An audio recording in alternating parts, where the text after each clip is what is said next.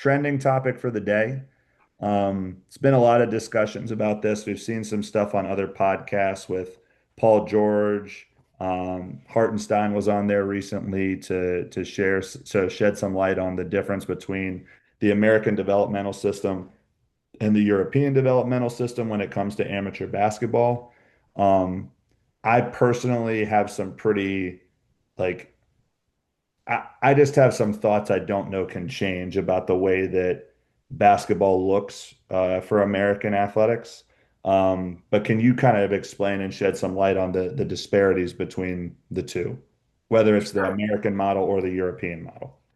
Yeah, so I think there's a few points that are really interesting to me about this whole idea of how could we potentially implement the European model, potentially do these academies, and so on and so forth.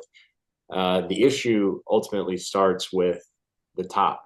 The Right. NBA hasn't invested the resources into doing something like Real Madrid, where they put all the resources into these select kids and build them up through these leagues throughout their childhood, and then eventually can sign them for whatever amount of money, and then they play on the real thing. Right. Um, but the whole idea of that has to start with the NBA. Imagine, the Orlando Magic having a 15U team or a 12U team or wherever you feel wherever they need to start their development. Right.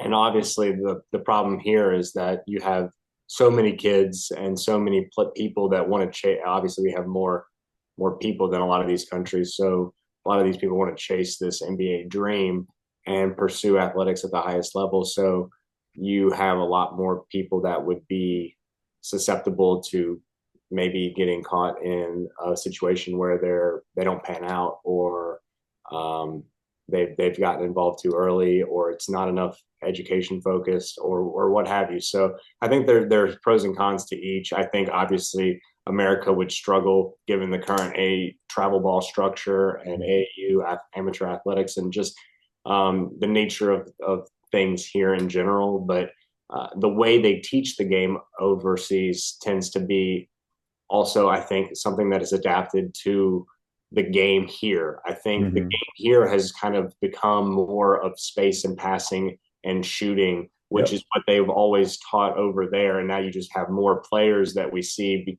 coming over because that's just more of a accessible thing. So Sure. um, I think that's a big part of it because you know the changing game, the way that the game's evolved, allows for a lot of these players to come over because of their skill set. I mean, think about someone like Tony Kukoc. He would have been amazing in a day's game, even as good as he was back then. So Sure.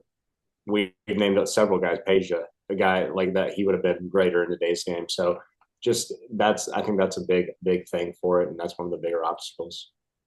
For me, what I found so fascinating about that interview was I did not know that there were no high school teams in Europe.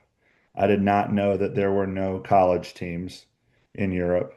I didn't know that that wasn't a thing. And I guess like that's just me being naive, that it was all through the club team. But what that does to me is it tells me two things. For one, their process is very selective.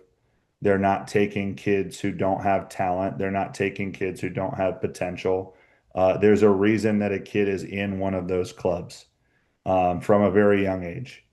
Um, Really, it's three takeaways. The second is a lot of those kids are playing up, and that is something that to me has become a lost art within the way that we approach things in the United States.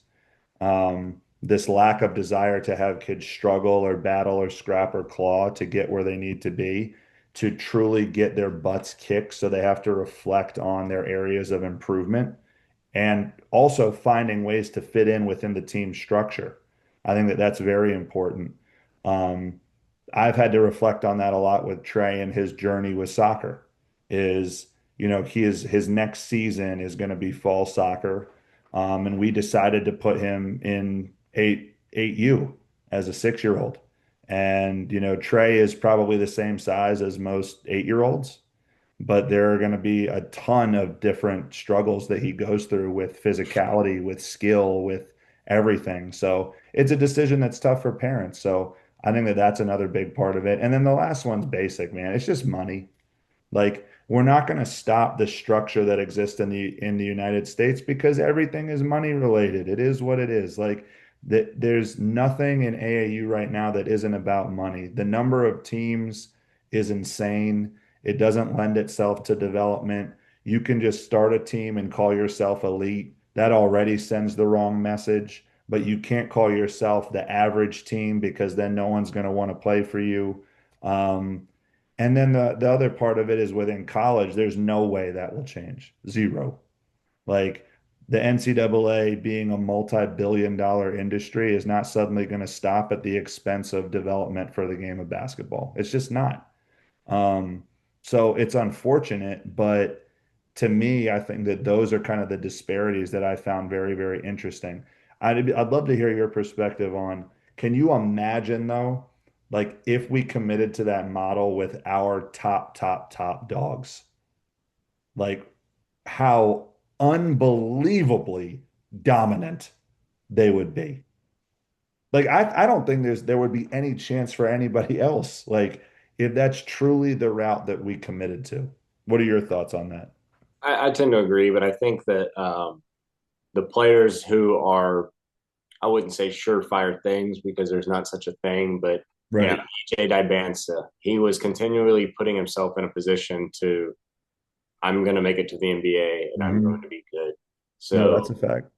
I think a lot of these highest level players do that, but I think the fact that it's almost a revolving door every 3 to 5 years, 10 years even, of where these coaches are and what programs are relevant and what programs aren't. I mean, I haven't heard Sure. about Shadow Mountain in That's a great 8 years. reference. That's I, a great reference.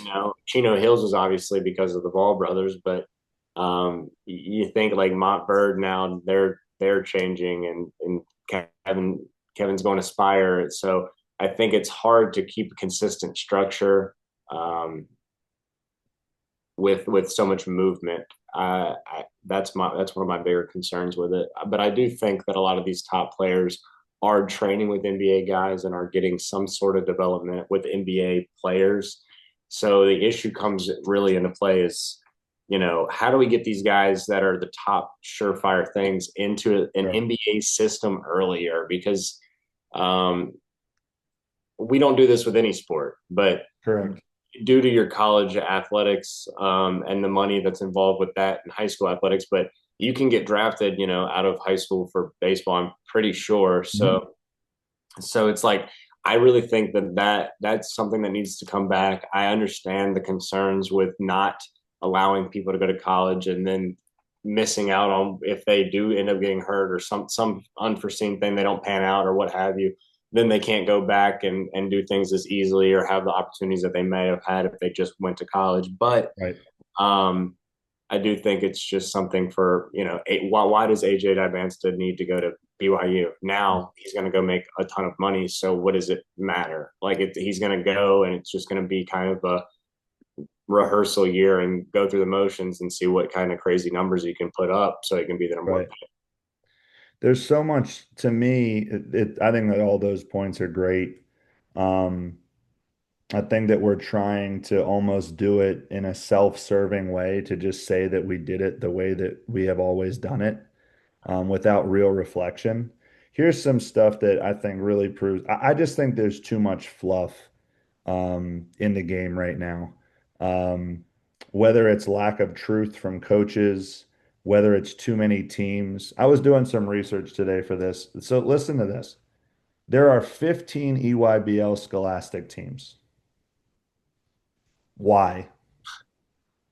What benefit is that?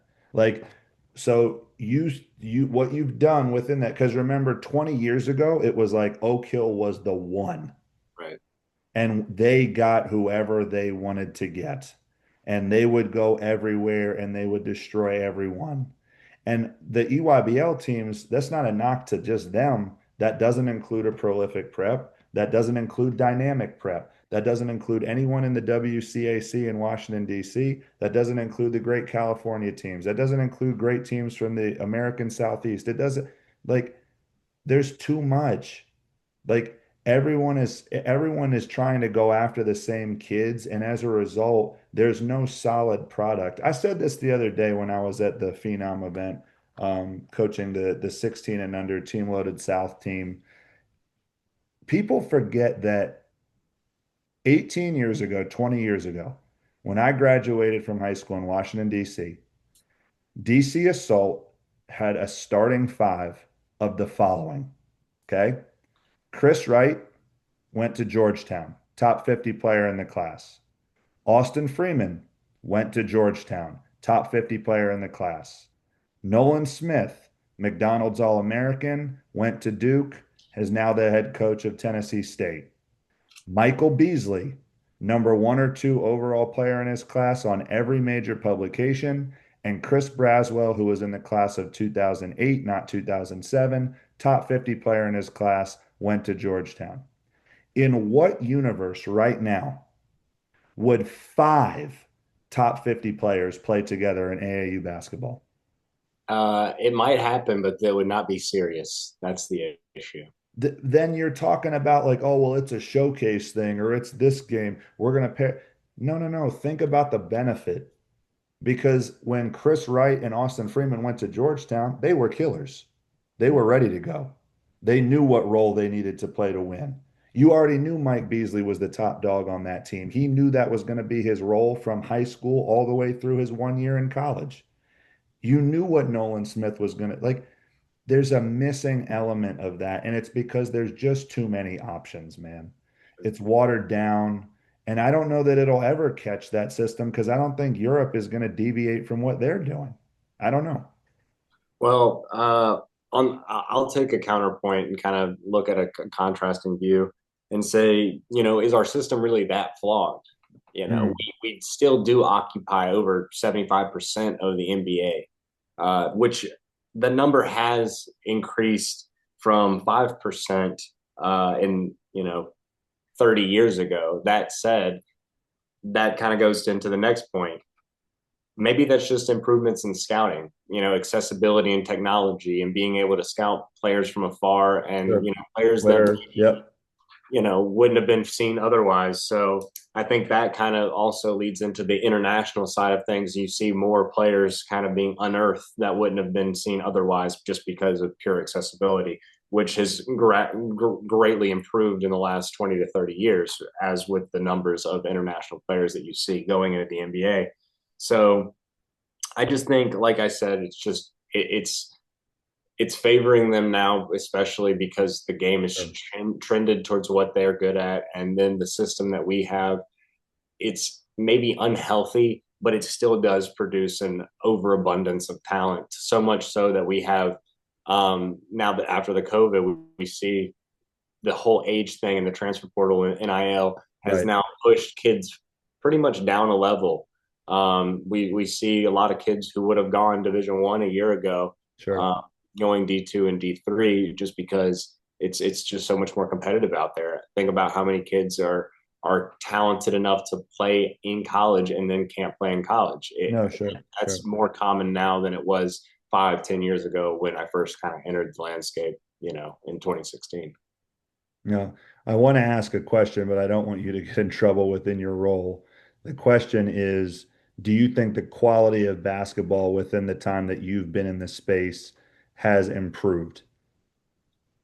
I think it's no. I think the easy answer is no because there's more. There's just so much more. I think That was my point. Yes. it's at every level. I think you see, I've written about it before. You have the implementation of these secondary circuits, which regardless of we still have, great events with great teams and everything that Phenom does is fantastic. But um the reality is the teams on these secondary circuits that didn't exist before would have been coming to these events that were more for independent teams because they would have been independent. And you see all these talented players that are playing on these secondary circuits, which UA Rise, Adidas, and the EYCL. They're great, but they're now in a position where it's still competitive, but it's is it competitive to a point where it's changed recruitment, or are these Sure. coaches really just not out as much? Because I felt like in these live periods, you saw a lot of coaches that wanted and needed to see these players, but that weren't seeing these players on the circuit because they're not prioritizing secondary circuits as much at these areas. I think for me, what I have come to terms with, which is kind of a sad reality, is as money is involved, there is not going to be a change in the route.